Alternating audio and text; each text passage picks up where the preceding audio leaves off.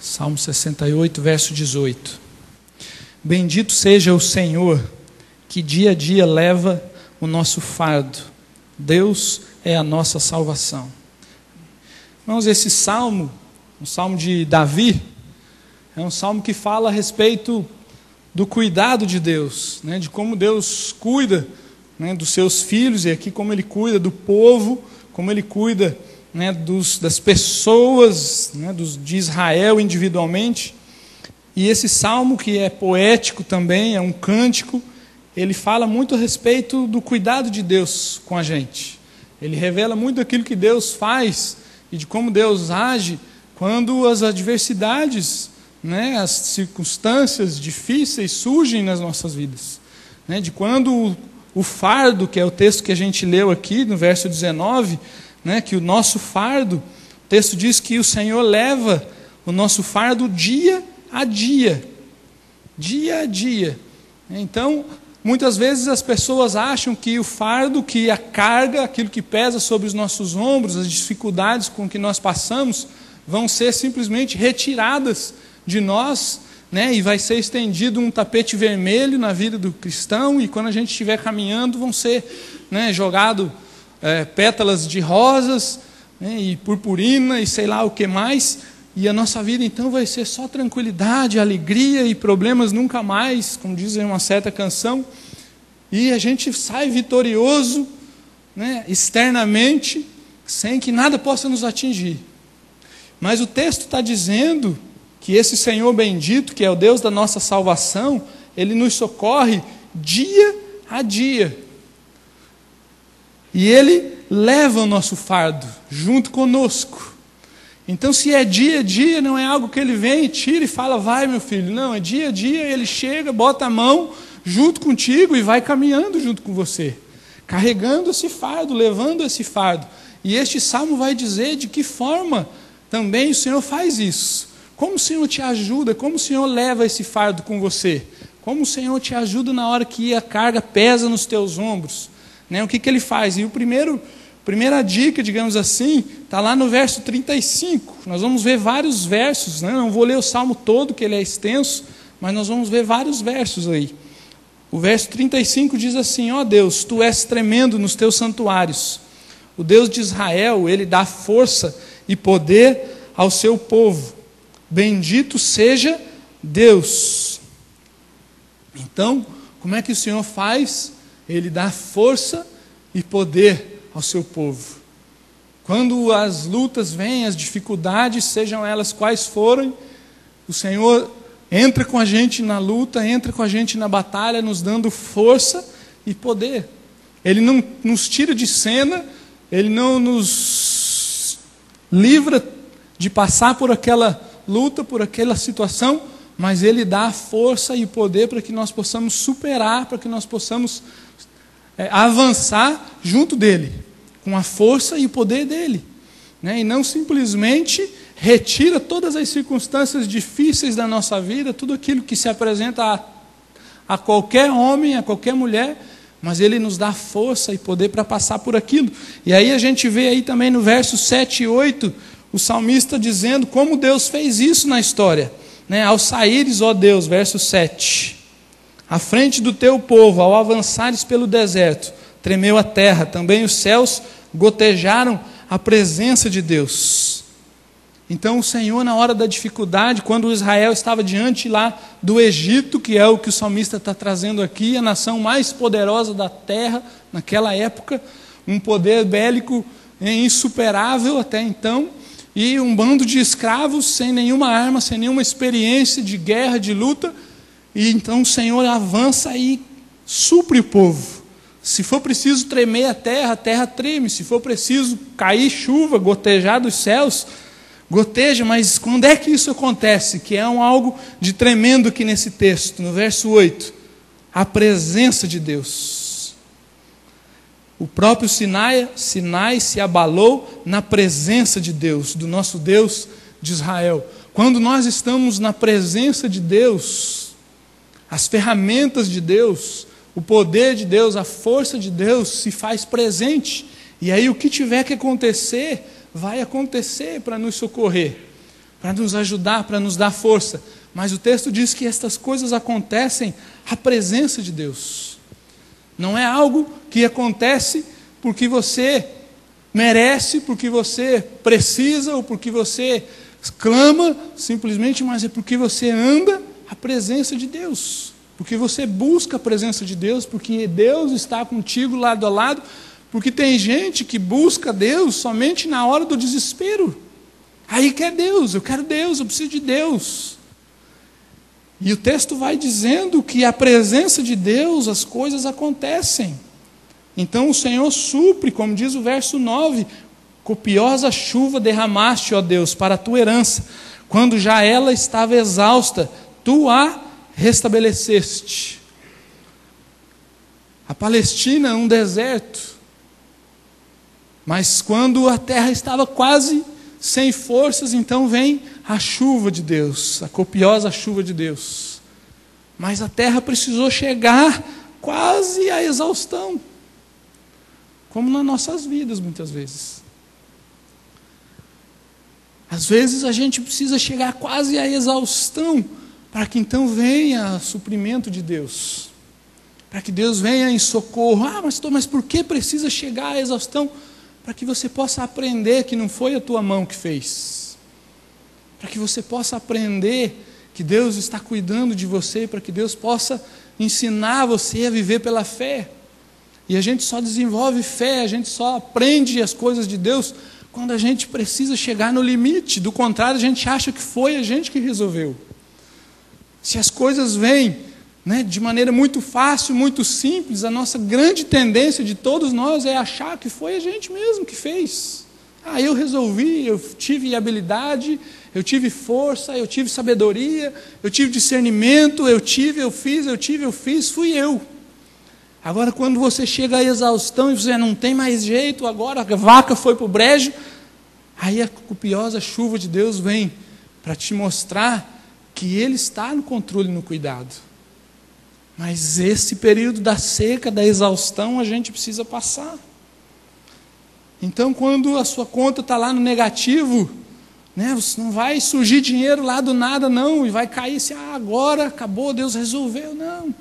Ele vai caminhar contigo, te suprindo dia a dia, para que você possa ir aprendendo dele, esperando a próxima chuva. E Ele vai suprir você.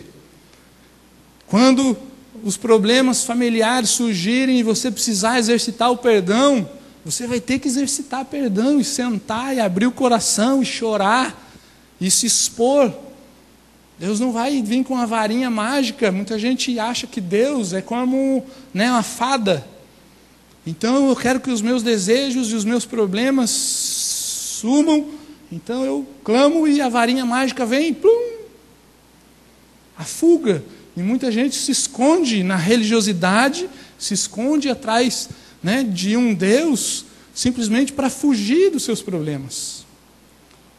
Mas você vai precisar contar com a força de Deus, com o poder de Deus, para exercitar o perdão, a paciência, o fruto do Espírito, para exercitar o domínio próprio dentro da sua casa.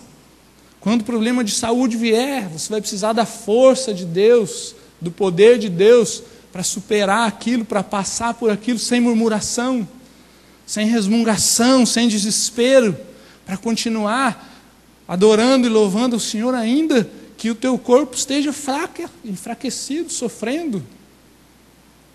Mas a gente quer o instantâneo, o fast food, o pronto.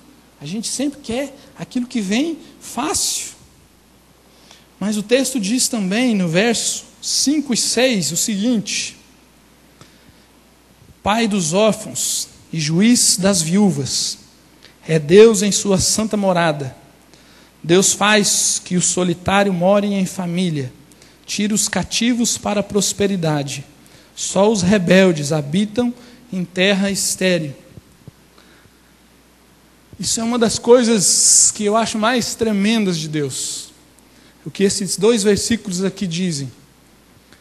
Que Deus, em toda a sua grandeza, todo o seu poder, em toda a sua glória, em toda a sua infinitude, Ele tem olhos atentos ao nosso coração e ao coração daquele solitário. aquele que está solitário, a viúva que sente-se desamparada, o órfão que sente-se abandonado ou que sente-se sem amparo, sem cuidado, aquele que está aprisionado, cativo. Deus está olhando para ele, Deus está olhando para o coração, e muitas vezes essa solidão, isso que o texto está dizendo, são as lutas que nós temos no coração.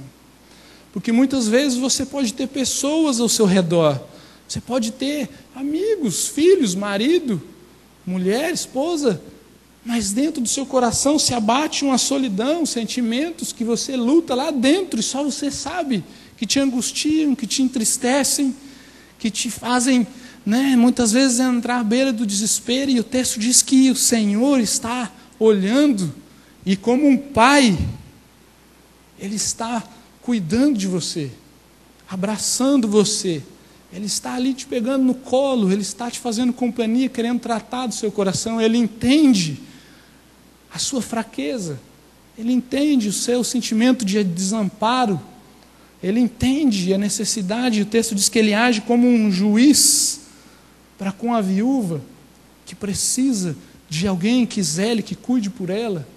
E ainda nesse contexto de Israel, uma época muito patriarcal, onde a sociedade era toda dominada por homens, e as mulheres não tinham um emprego, não tinham seu salário, então, no falecimento do seu marido, elas ficavam totalmente desamparadas. Isso ainda acontece hoje, mas ainda hoje muitas mulheres têm trabalhado, têm o seu sustento, não ficam como naquela época desamparadas. Mas a gente então começa a ver como Deus tem as mãos e os olhos atentos, cuidando cada sentimento dos nossos corações, cada angústia, cada lágrima, cada aperto que passa no teu coração. Deus está com os olhos como um pai carinhoso e atento, como Jesus lá na frente, depois nos evangelhos vai clamar como o Abba Pai, Abba, paizinho, como se essa palavra é uma forma de chamar pai de uma maneira muito carinhosa, muito íntima, no nosso português, como se fosse um papai, meu pai, papai. Jesus diz que nós podemos chegar diante de Deus e chamá-lo como esse Abba, como esse pai, como um papai, aquele pai que está sempre pronto para te pegar no colo, para cuidar, para te dar um carinho, aquele pai, aquela mãe, que quando o filho se arrebenta de bicicleta, estoura o joelho todo, e chega lá com o bocão desse tamanho, pega no colo e vai limpar com todo cuidado, lavar, passar um remedinho, tratar. E nós temos uma tendência muito grande de enxergar Deus realmente como um pai. Só que o pai muitas vezes passa aquela imagem do mais distante, do supridor, que supre as coisas, que traz o suprimento, o alimento, que cuida, que protege, que é aquele que vê se a porta está fechada, que está sempre atento para ver se não tem um marginal rondando, que quando sai na rua está de olho, que cuida da filha, cuida do filho. E a mãe é aquela, na hora que você cai no chão, você corre para quem? Para a mãe. Meu joelho, eu quebrei o dente. Mas Deus, Ele é pai e mãe. Ele cuida de nós como supridor, como provedor e como uma mãe, que traz para si, que abraça, que põe debaixo dos braços, e sente quase que aquela dor junto com você. E Deus é esse que está cuidando dessa maneira de nós. No verso 20, dá mais uma característica desse cuidado de Deus. O nosso Deus é o Deus libertador. Com Deus o Senhor está ao escaparmos da morte.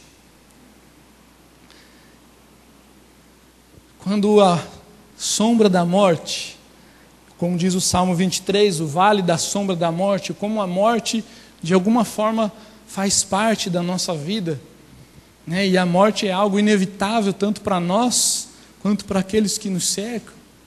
Quando esse vale chega, eu não sei se você já passou por vales de morte, seja com você mesmo, de sentir a morte próxima, o desespero da morte, a angústia da morte, ou se você já perdeu alguém muito querido seu. Mas o texto diz que esse Deus nos liberta da morte. Nele está o escaparmos da morte. E aí quando a gente lembra do Salmo 23, que vai dizer que ainda que eu ande pelo vale da sombra da morte, não temerei mal algum. A tua vara e o teu cajado me consolam. Então, quando a sombra da morte está perto da gente, o Senhor nos pastoreia com a sua vara, com o seu cajado. Ele nos ensina.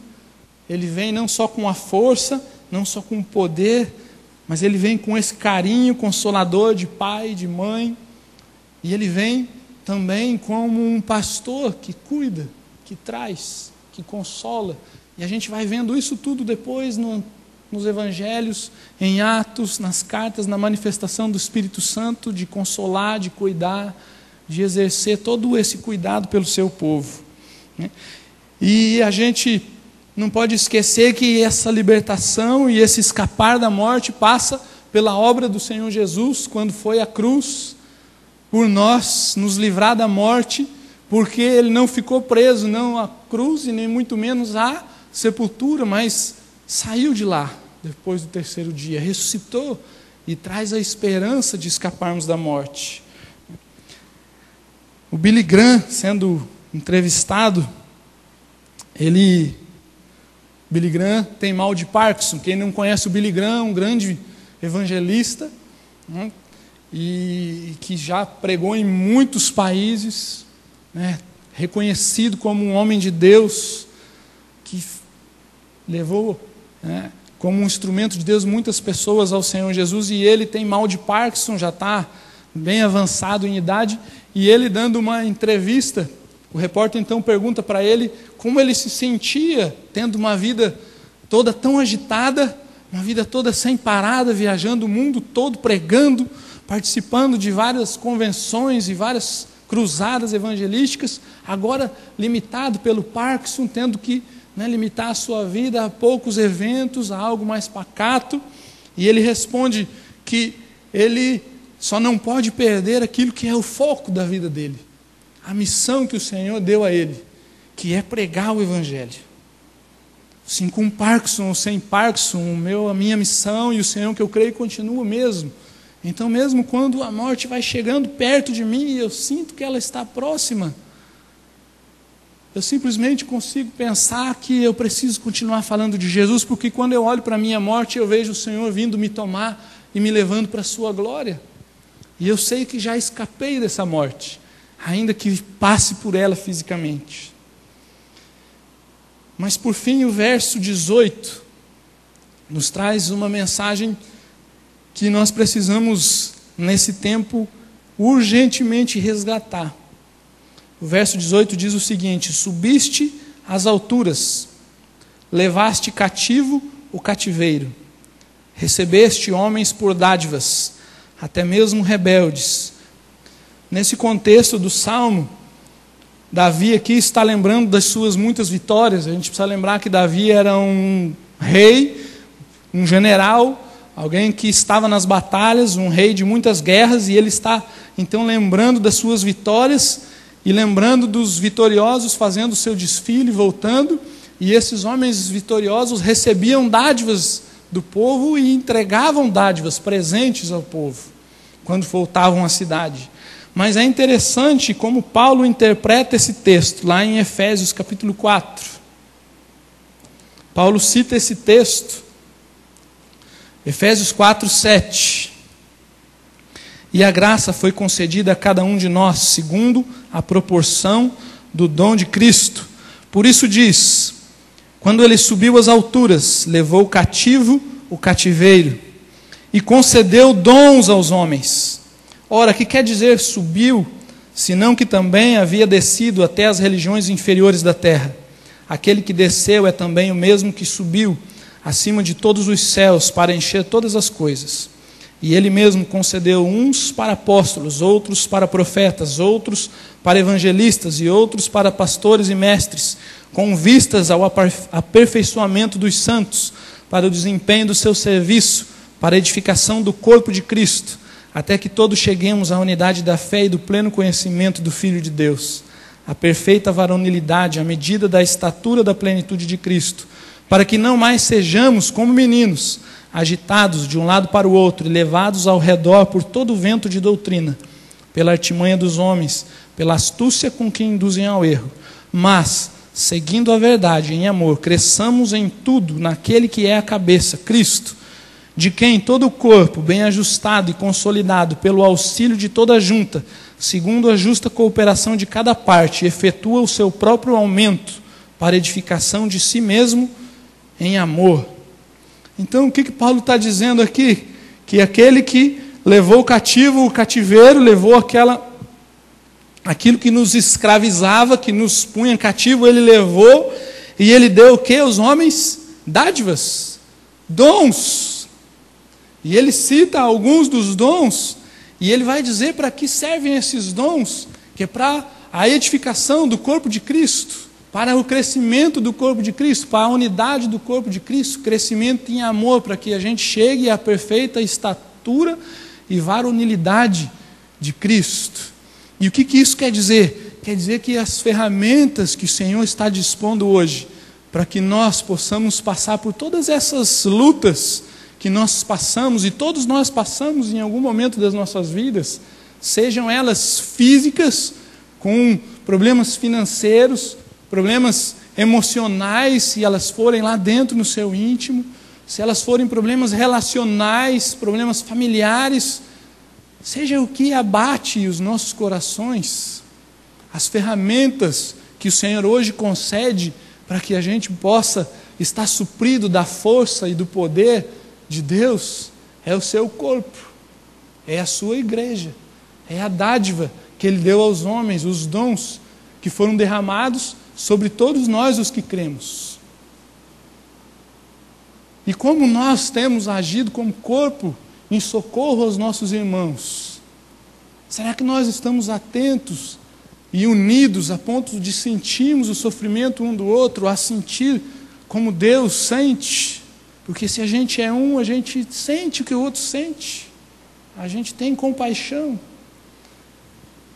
Se a gente realmente exercer os dons que o Espírito Santo tem derramado a nós como dádivas, a igreja vai crescer em unidade, nós vamos crescer assim como Cristo, e nós vamos chegar à estatura de Cristo, mas para isso nós precisamos estar comprometidos com o corpo, nós precisamos estar ligados definitivamente ao corpo, porque o que acontece é que nós, na grande maioria das vezes, quando os problemas, sejam eles quais forem, batem a nossa porta, a gente corre desesperadamente para Deus, e na nossa individualidade a gente pede socorro, mas a gente esquece que Deus colocou um corpo para nos socorrer, e a gente não compartilha, a gente não fala, e a gente também não pergunta. E muitas vezes quando a gente chega num domingo ou numa quarta-feira e pergunta para o irmão, está tudo bem? A gente torce para que a resposta seja sim, está tudo bem. Então tá bom, e já sai logo para não ouvir nada de diferente. Porque a gente continua agindo na individualidade que cerca a nossa sociedade e o nosso mundo. Sem desfrutar do corpo de Cristo, a gente ainda não entendeu o mistério desse corpo. A gente ainda não entendeu o plano de Deus para esse corpo. E a gente fica ainda achando que Deus vai agir nas nossas vidas individualmente. Deus age nas nossas vidas para nos salvar.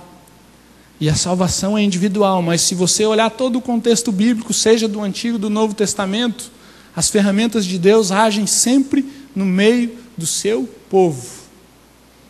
O salmo todo que nós lemos, Davi está falando do povo que foi livre, do povo que saiu do Egito, do povo que foi cuidado no deserto, dos inimigos que o Senhor livrou a Davi, mas Davi como rei e representante de um povo.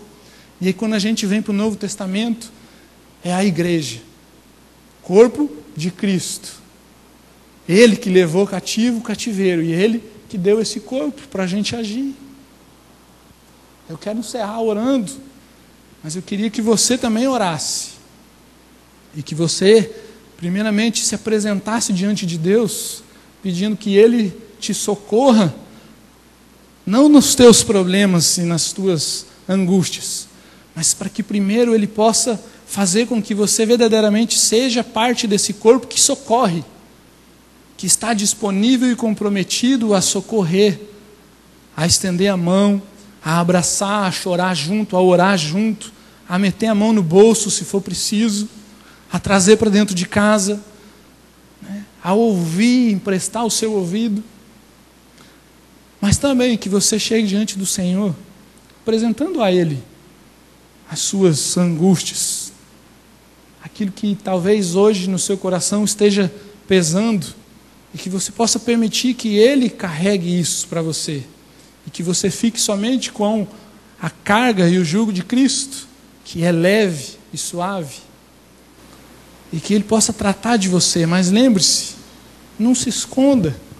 Se tem alguma coisa ferindo você, se você está precisando de socorro, de amigo, peça, grite, chame pelos irmãos, ligue, procure, porque o Senhor vai usar as pessoas para socorrer você.